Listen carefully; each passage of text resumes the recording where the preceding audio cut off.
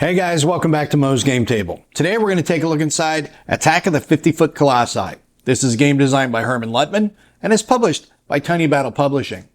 Well, we've already looked at the first two games in the Invaders from Dimension X series, Invaders from Dimension X, as well as Space Vermin from Beyond. Now we get to the final part of the trilogy, Attack of the 50-Foot Colossi.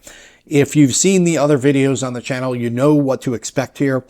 These are not deep games. They're fun, campy, sci-fi 1950 style action that you're just going to have a lot of fun with. These are all solitaire games, but they do have two-player options. So if you want to play along with someone else, you can do so. Just like the other two, this is a Ziploc game, so there's no back of the box. So let's just dive right in and take a look at all the components you get with Attack of the 50-Foot Colossi. We start out with our order of action cards, the rule book, the counter sheet, player aid, and our map. So let's set up the map and take a closer look at the game. Now we'll take a look at the maps that come with the game. First off is Map Zone Alpha, and you can see small footprint just like the other two. Very similar layout. It looks pretty much the same, just different types of terrain. So if you played one, you're going to be able to go from one game to the other in a series very easily. On the right-hand side, we have the Acme Inc. direction indicator, which is your compass. I love that. Then you have the turn track, the phases and steps tracks, sequence of play, and then the terrain effects chart at the bottom right. And on the back, we have Map Zone Beta. We've got locations for Team 1, 2, and 3, as well as the very familiar wormhole designator on the map.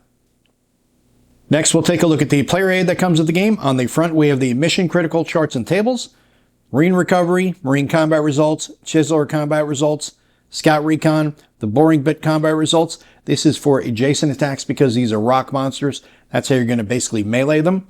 Then bomber combat results, landing zone procedure, jump pack move, and then the headquarters orbital strikes. And on the back, we have the event chit chart, which is going to give you a listing of all the different types of events and their effects in the game. Next, we'll take a look at the counter sheet that comes with the game. At the top, we have the Colossi, and they're all broken down not only by color codes, but tribes. So it's easier to see which tribe is which based on the color coding. Below that, we have the Marine forces and their weapons. Then we have the event chits below that. Next, we'll take a look at the Colossi order of action cards. And at the bottom, this is going to tell you basically how they work. All tribes on the map are activated. Random order, roll one die. Even number, activate in order from the lowest numbered hex to the highest numbered hex. And odd numbers activate in order from the highest numbered to the lowest numbered. Tiebreaker is the highest numbered hex.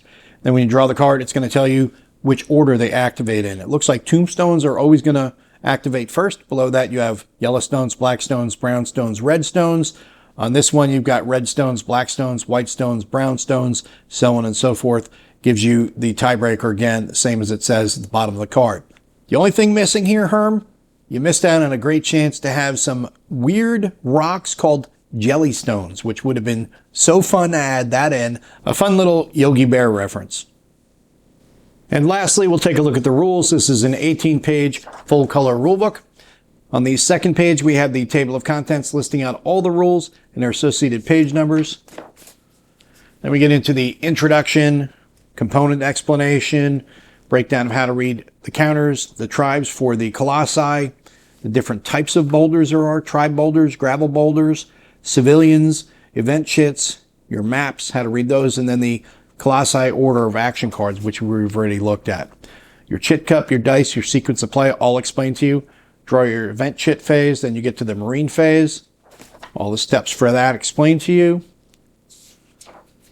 Different types of actions they could do, different types of movement, fire, full fire, shoot and scoot, marine special actions, recon, orbital strikes.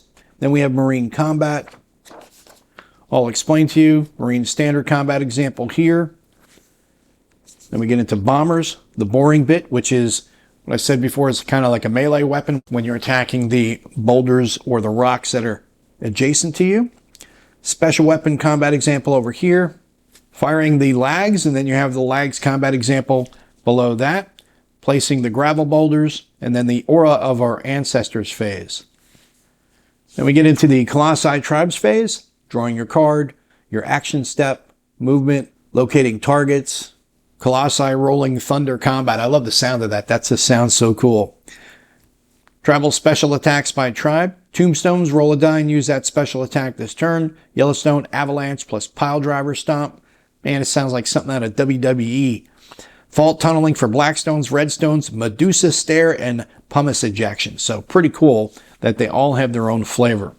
Boulder slings, then procedures for that, fault tunneling, Medusa stare, all that is explained to you for the different special attacks. Then we get to the end phase, the 2-player option if you don't want to play it as a solitaire game. Then we get into the scenarios. Panic on Graviton Prime is scenario 1. Scenario 2 is the Colossi Moot. And then scenario 3 is the campaign game where you're going to play scenario 1 and 2 with some special rules. Then we have the designer's notes from Herm Luttman on page 17 and 18. And then on the back we have the breakdown of the different tribes as well as the tribal special attacks. And that is a look at everything you get inside of Attack of the 50-Foot Colossi. This is a game designed by Herman Luttman and is published by Tiny Battle Publishing.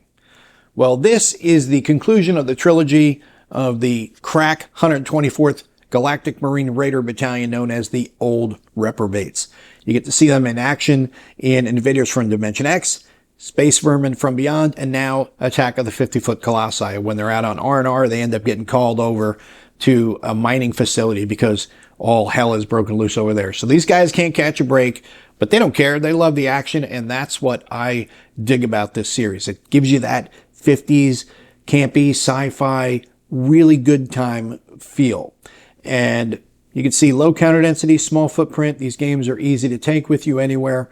Solitaire games that could also be played 2-player if you want to. What's not to like about these games?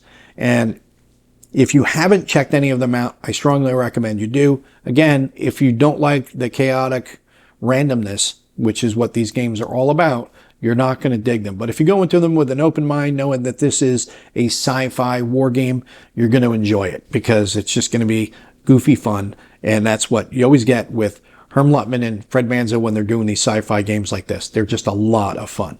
So if you haven't checked them out, I strongly recommend you do. They're all available from Tiny Battle Publishing. Well, I hope that helps you guys out if you've been curious about this one. If you have any comments or questions, post them down below. Thanks for tuning in, guys. See you next time.